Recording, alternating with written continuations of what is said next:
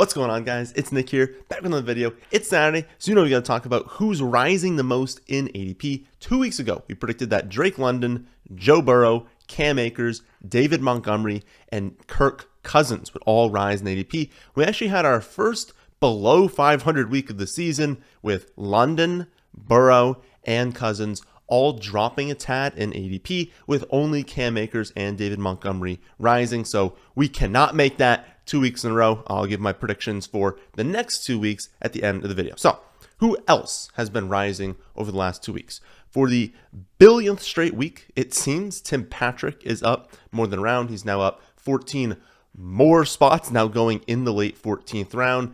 Camps are just opening up as I'm recording this. We'll have the first few days of camps when you guys are watching this, and so we are finally going to get some actual reports. Maybe we're going to get a report on what the expected split's going to be. I don't think we're going to get that report early in camp, right? Early in camp is more just like, oh, this player got the first snap, and like, oh, this player's on the field, this player's not in the field. We're not really seeing full game plans right now, but you know, over the next few weeks, hopefully we kind of see what the heck Denver is going to be doing with this wide receiver core. But wow, I mean, like, we need something, right? Like, we need something to slow down Tim Patrick's ADP. It is consistently up and up and up. He has seen a meteoric rise seemingly from just one report, right? We've had a very long stretch of time where we've only had that one report, and it's just steaming him up really high. So hopefully that cools off a bit. Hopefully not at the expense of Marvin Mims. But, you know, if he keeps gaining steam into camp, I mean, I don't even want to know where his final ADP could be in like a few weeks to a month. So I'm still drafting him around pick like 70. I think his ADP right now is around like 68, 70. Around that spot, I think he's totally fine. There's still plenty of players that I really don't want in that range, so totally fine to take him there. As he enters the top 160, unless we get like a rock solid report that's like, yeah, you know, he's going to be on the field every single play, something like that, something that's telling us he's actually going to play a ton. I probably won't reach into the 150s basically, but like that's where his ADP is trending. So soon I'm going to back off. But I have a lot of him at this point, so we don't really need to push his ADP too much more. Two other big time wide receiver risers are Nico Collins and Skyy Moore, both up close to a round. Collins going in about the 10th round, Skyy Moore going now in the 9th round. I don't want to spend too much time on these two since, you know, we've already talked about them a lot recently, but the opportunity is there for both of them, and I am a believer in the talent for both of them as well, and I do think they deserved to rise in ADP. I don't think there's much more room for Nico Collins to go up more since he's still on the Texans. He still does have a rookie quarterback, and so like I don't see Nico Collins going, you know, in like the 7th round or something this summer. Like there's only so high Nico Collins can go in the 10th round right now. Maybe he makes it into the 9th, maybe, but I would say, like, you know, where he's at right now, maybe around earlier, that's probably the highest he's going to end up going. But I would say for Skyy Moore, I don't know that there's really a cap for his ADP. We're going to see what kind of reports happen, right? Kansas City has opened their camps right now. We will see if he gets even more hype. And really, it would only take bad news for Rashee Rice. Like, if Rashee Rice has a bad camp, which it was mixed reports in day one, but again, we're so early. If he has bad reports and it's basically just like, you know, Skyy Moore's just the guy, I could genuinely see his ADP going up as high as like the 6th round. Now, that's probably the cap, but my point is just looking at him in round 9 being like, oh, that's really as high as he can go. I don't think so. If people really, truly believe that he's going to be the slot wide receiver for Kansas City, if people truly believe that he's on the field every down, like he's going to probably go in round 6. So just kind of difference there. Nico probably can't go too much higher. Skyy Moore definitely can. We have also seen Ryan Tannehill creep up in ADP. He's still like a super late round pick, right? He's going around pick like 200, but people are starting to take him a tad earlier, and that makes sense, right? After the Titans signed DeAndre Hopkins, and there have also been, you know, plenty of reports that Tannehill's by far the best quarterback this offseason on the team. I think way earlier in the summer after they drafted a quarterback, they're just like, oh, like maybe they're kind of done on Tannehill. Maybe the team's not going to be very good. Maybe he won't play a full season. That's why people weren't even like drafting him, you know, until like very, very, very late. But, you know, at this point, it's abundantly clear. Like Tannehill's going to be the starting quarterback the entire season unless he gets hurt. And he's not really an injury-prone quarterback, so we're pretty sure he's going to be the quarterback for the whole season. So people are now looking at that and be like, oh, okay. Well, like they still do have Derrick Henry, right? So they have to be, a certain level of decent on offense. They still have Burks. Now they have Hopkins, right? Chigakonkwo is like a pretty good receiving tight end. And Tannehill in the past has been very efficient. Like there have been years where we're looking at Tannehill like, you're a pretty good quarterback. And like maybe he hasn't posted like the total numbers because he's never been part of like of an offense going to throw 40 times, right? Like that's just not going to really happen. We have to temper those expectations. But if you want a second quarterback, you already have Treylon Burks or you already have DeAndre Hopkins or you have both of them. You're on Underdog. You want to stack it. Like he is not a bad second quarterback option because he goes super late and he is a quality quarterback with decent players around him and a good coaching staff. Like it makes sense. He should be going earlier in drafts. So this is one, yeah, I think the rise makes sense. I think he should be going higher. In terms of top 100 risers, Alvin Kamara is by far the biggest riser. He's up 9 spots now going in the 8th round. It's honestly going to be super interesting just watching how Kamara, Jamal Williams, and Kendre Miller, how their ADPs change in August. This is one backfield where we could see so many different outcomes, really just depending on the suspension for Kamara, but then also the health of Kendre Miller, right? This backfield, like, I'm not going to call the Saints some like prolific offense, right? They're not a backfield where like the Lions, where like if we were trying to figure out the Lions backfield, who's going to get the touches, that matters a lot, right? Because there are so many fantasy points that are going to come from that backfield. I would not say the same thing about the Saints, but all three are very talented players. All three have the potential to be very high-end producers. I don't think all three at the same time will be, but if we got, a 2-game versus a 4-game versus a 6-game suspension for Kamara, if we got Kendre Miller starting the season fully healthy versus not being fully healthy and for like the first month, there's huge differences here. Now, I will say one thing, Kendre Miller did open camp on the non-football injury list, and the team has said that it is not a concern, it is not an injury issue, like they're not worried, and so I'm not worried, and I'm actually drafting him now. So for the entire summer, he has been going too early, in my opinion. Like there were just too many question marks. He's playing behind Alvin Kamara, right? Jamal Williams, still a good running back. So I've kind of pumped the brakes, for most of the summer and been like, okay, you guys can draft him. Hopefully his ADP will fall. And we are getting to that point, right? His ADP on its own is definitely falling, but I have been in some drafts where he has been available 25, 30 spots behind his ADP. And now I'm like, okay, well, if his ADP is the lowest point of the summer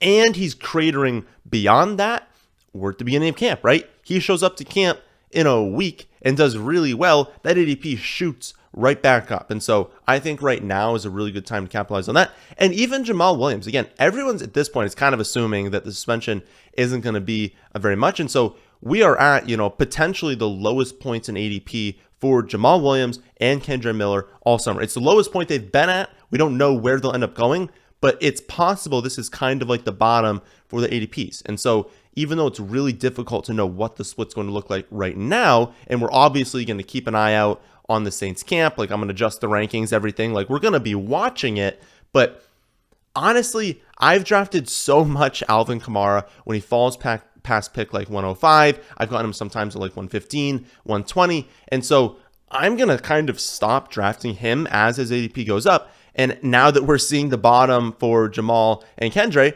I might as well shift and start taking shares of them at their lowest ADP. So that's how I'm kind of approaching it. For those of you in redraft leagues, you just kind of got to look at the market, make a decision for yourself and be like, do you think the suspension is going to be of any like significant length for Kamara? If you think it's more than 4 games, probably a bad pick is ADP. Less than 4 games, probably a good pick. 4 games, I think, is what most people are assuming. Another top 100 riser is Joe Mixon. Obviously, this is because he agreed to the pay cut to stay with the Bengals. We kind of figured that would happen, but there was always a chance that, he couldn't come to that agreement, that he got cut, went to a much worse situation. So the fact that it is now official removes risk and bumps him up in the rankings, just kind of how it works.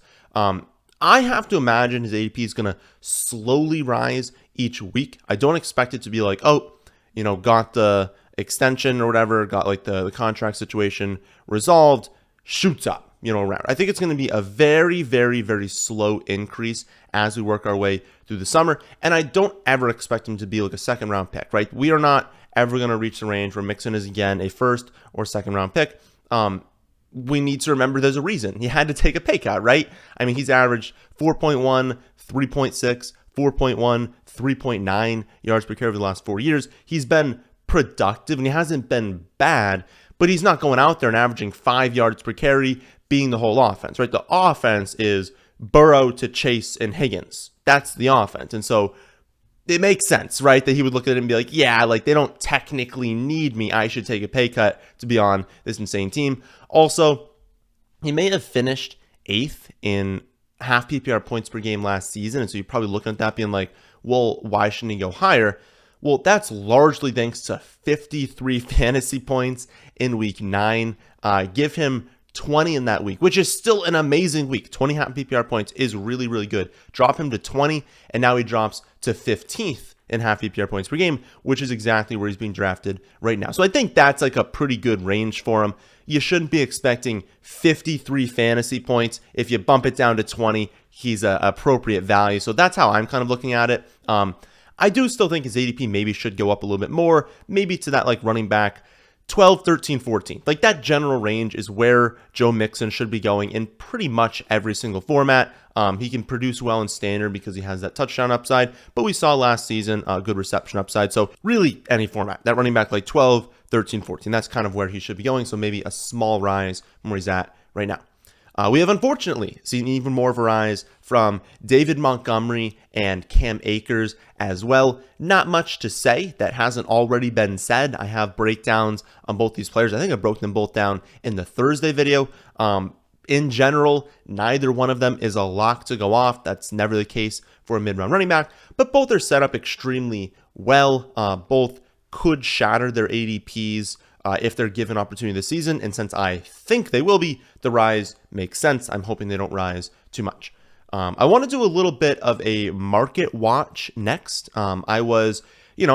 I do drafts every day. I join at least 1 to 2 drafts every day. I kind of keep up with how things are changing as far as the market's concerned. And I was noticing running backs going a little bit earlier in drafts this last week or so. And so I wanted to see if there was anything to that or if it was really just happening in my leagues, right? Because I'm in a relatively small sample of leagues, right? I mean, I'm on the clock in like 30, 35 leagues, but that's still a small sample. Weird things can happen in my leagues that aren't happening overall. But sure enough, there has been a change. If we look at the top 150 players by ADP and we look over the last 2 weeks, only 36% of running backs have seen their ADPs go down. That's compared to 55% of wide receivers, 47% for tight ends, and 84% for quarterbacks. So as a whole, most quarterbacks are trending down. It's not like everyone's dropped 10 spots, but as a whole, quarterbacks are moving down in ADP a little bit.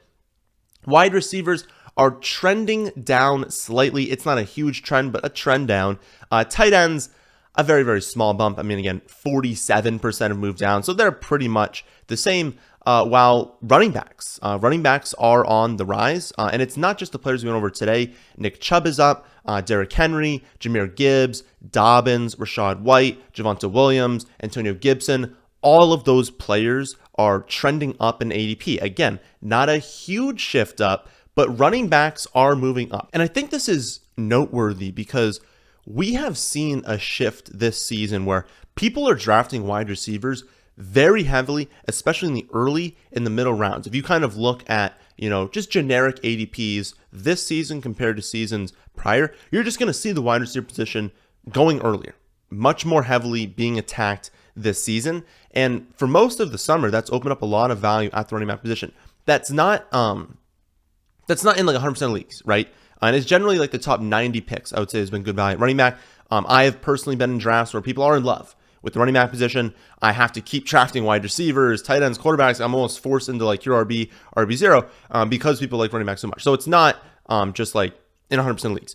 But I would say in more often than not, you're in the opposite league where people really start to fall in love with the wide receiver position. And you're sitting there like, well, I don't think I need another running back, but I'm getting such amazing value on my 4th running back being David Montgomery. And it's like, well, I have 4 running backs I truly believe could be running back ones this season. They won't all end up that way, but the point is there are some very, very good running backs that are going much later than they should be. And so it'll be very interesting to see if that changes at all once we get much more casual drafters in late July into August. People who don't really pay attention until August 1st. They show up, they look at ADPs, and they're like, I don't know about that. And they start drafting running backs much earlier. That is absolutely a possibility because more casual drafters do prefer running back early. Not saying you're casual if you prefer running back, but as a whole, more casual drafters do like the running back position more. And so my guess is that things will change. And so I think this trend that we're seeing over the last 2 weeks, that's shifting running back a little bit earlier, I think that'll slowly continue. Who knows, though? I thought a few weeks ago that quarterbacks would start going earlier, and now they're going later. So what do I know, right? But my guess is that running backs will trend up a little bit. So definitely something I want to keep an eye on in these Saturday videos. So I think from now on in the Saturday video, we're going to do everything else the same, and we're going to go over my predictions in a second. But I think I'm also going to throw in this section where we talk about the general flow of the market. What is happening with these positions? What is happening in the top 150? All right. Which players do I think will rise over the next 2 weeks? First up, I'm very confident that Skyy Moore will continue rising. Like I said, he certainly hasn't reached his ceiling for his ADP. And when you start to look at his competition, I mean, do we really think the ADP is going to go down? Like, he doesn't actually have that much competition. And I don't think Rashee Rice is going to walk into camp and just dominate. I think he's going to struggle at least a little bit, and I do think this is going to be Skyy Moore's job for the slot wide receiver. I also think Isaiah Pacheco is going to see his ADP go up. His ADP has been dropping for a while now, but I think his ADP is kind of going to bottom out here at pick 87, 88. So I've been avoiding him most of the summer because his ADP was too high. I think he was in the upper 60s at one point. It was just too high. It's dropped about 20 spots. Now it's at a spot where I think it's correct, and I think now that he's going to be showing up to camp, he's going to be that running back one. I think it's going to kind of bottom out at 87 and work its way back up. And so I think now would be the time to grab some shares. I also think Tyler Higbee is going to see his ADP go up. He goes really late in drafts for a tight end that has touchdown upside. Not someone who's going to go out there and have 12 touchdowns, but for tight end, he could score on what should be a high volume passing offense. Someone that has produced fantasy points in the past. Again, he goes really, really late. And if you look at sports books and you see touchdown props, he has the exact same over-under for touchdowns as Darren Waller and Kyle Pitts, and he has a higher over-under than Evan Ingram and Dallas Goedert. So those guys are going significantly earlier than him in drafts, and since touchdowns are a big part of fantasy scoring for tight ends, I just feel I feel like people are going to look at Tyler Higbee going close to pick 150 and be like, what are we doing, right? That's a pretty good tight end. We should take him earlier. And honestly, I think the same is true for Dawson Knox. Sportsbooks think that Higbee and Knox are going to be involved in the red zone this season. I was looking at these numbers and I'm like, these are pretty high numbers for Knox for receiving yards, for touchdowns. Both these players have produced well in the past.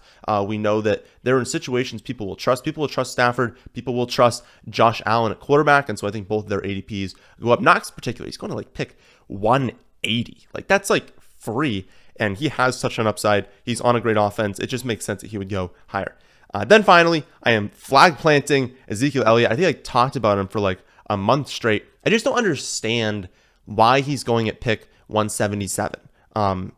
He's going to sign somewhere. There is no way, in my mind, I just can't see a world where Zeke doesn't sign for a team. And he's not going to sign for a team that's not going to give him an opportunity. And for as much as we think he's dust, he's still better than the vast majority of backup running backs. I truly believe he's going to sign to a team that is going to use him and use him a lot more than who else are you getting at pick close to 180 at running back? There's nothing sure. There's no proven talent. There's no players that have this insane upside that you're, foregoing the Zeke pick with. He's the last running back where it's I genuinely believe he's going to have a role. After him, you look at all these ADPs and you're none of these dudes have a very good chance of being good this season. And we have seen Zeke produce in the past. We've seen him handle a large workload. I just don't get it. I feel he should be going closer to pick 150 with these other backups that aren't going to do anything unless there's an injury.